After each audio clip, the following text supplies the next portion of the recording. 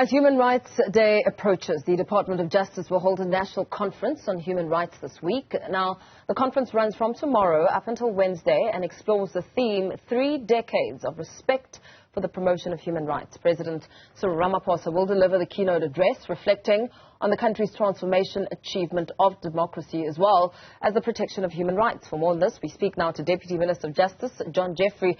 A very good morning to you. Thank you so much for joining us, Deputy Minister. Talk to us about this event and what's set to come out of it as we, of course, observe Human Rights Day in a very crucial year. It's an election year and, of course, really significant as we observe it.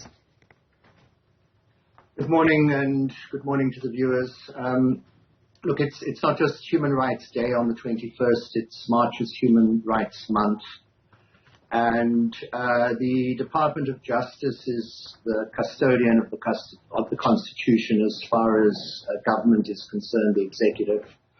And so the department has then organized this 3-day conference, a fairly high-level conference, on a reflection of human rights over the 30 years of democracy, which, as you'd know, we'll be celebrating the 30th anniversary on the 27th of April.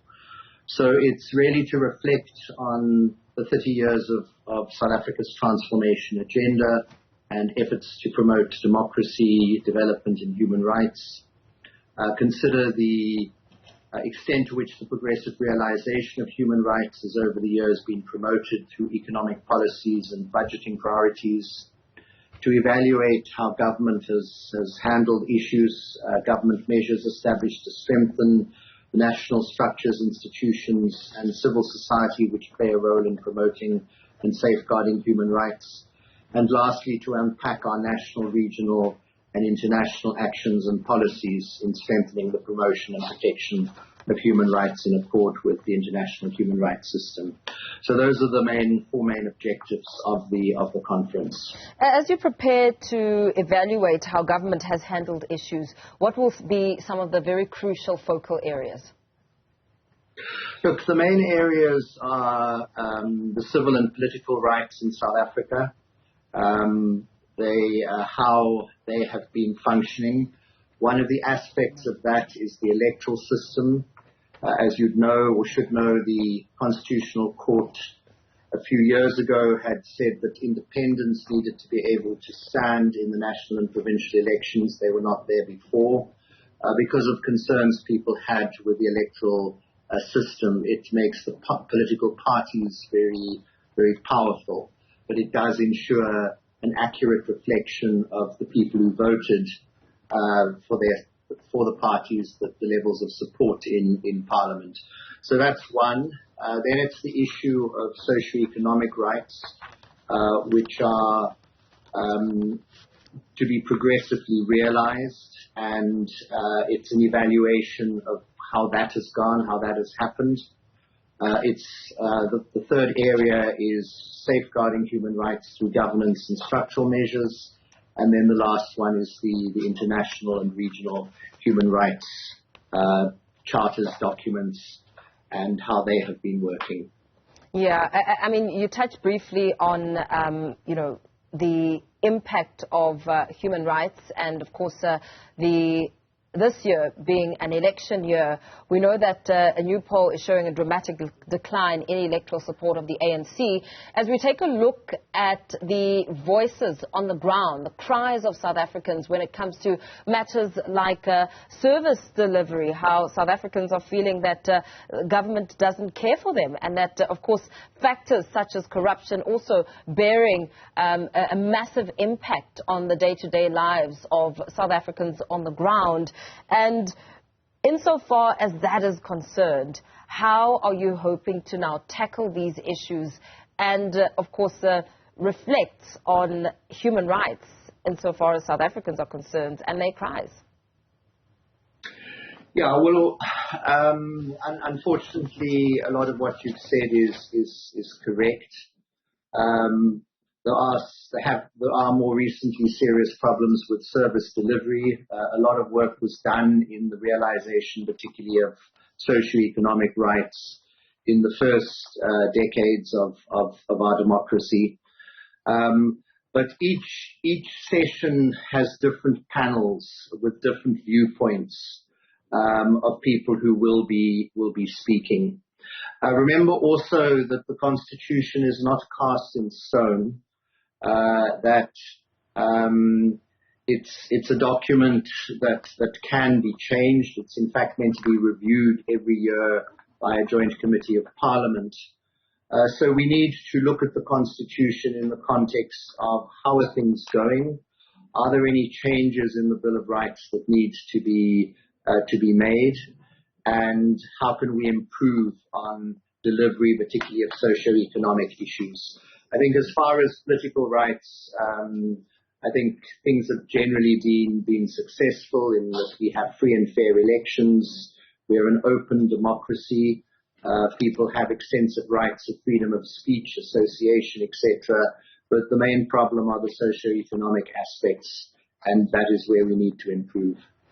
As you speak about economic aspects, we know that critics who have been pointing fingers at President Cyril Ramaphosa's leadership, for instance, may say that he may have failed to capacitate the National Prosecuting Authority to do its job in holding corruption to account, having failed to implement the 1 billion rand Zondo Commission recommendations. Of course, also touching on the President's awareness of the economic reforms required to boost South Africa's economy and get it growing again, and that in itself deviating from the vision around ensuring human rights in South Africa. Well, look, firstly on the NPA unfortunately got fairly hollowed out in the state capture years. So there has been a concerted effort to strengthen them. There is the National Prosecuting Authority Amendment Bill, which has recently been passed by Parliament. One of the first things that the President did was to set up an investigating directorate dealing with corruption. This bill that has recently been passed by Parliament now makes it a statutory structure within the NPA and enables it to employ its own investigators. So things have been slower than we would have liked on the level of prosecutions. But I think that there have been some successful cases and that we're expecting a lot more as the NPA is greater capacitated. Obviously, when it comes to socio-economic rights, it is severely hampered. They are severely hampered by the high unemployment rate and low economic growth. So that makes it more difficult to have the money to spend on socio-economic rights, such as housing, access to water, healthcare, those kinds of things. Yeah. Just rounding off this discussion, this morning we spoke about getting reaction on the 350 Rand grant and how, civil society is deeming it an insult that it's increasing by only 20 Rand, which really paints a devastating picture on one end, and also looking at the state of South Africa's South African Child Report by the Nelson Mandela Children's Fund, saying that 4.8 million of the country's 20 million children are starving. And who's to blame? Where do we lay the blame? And how do human rights factor in when it comes to caring for children, and how that is now deemed as negligence? Yeah, well, obviously, caring for children and the human rights of children is very important. That is why government pretty early on in the administration brought in the National Schools Feeding Scheme, where children could get a meal at school. So that was, I think, an important development. There were also issues such as the Child Support Grant, where the caregiver would be given a grant, or is given a grant, to look after the child. The 350 Rand grant was something that was brought in over COVID, because that COVID caused a greater level of unemployment, with large sections of the economy being severely affected or shutting down. The problem with that is the issue of sustaining it. So it would be great to pay people more money, but the issue is where are those funds going to be coming from?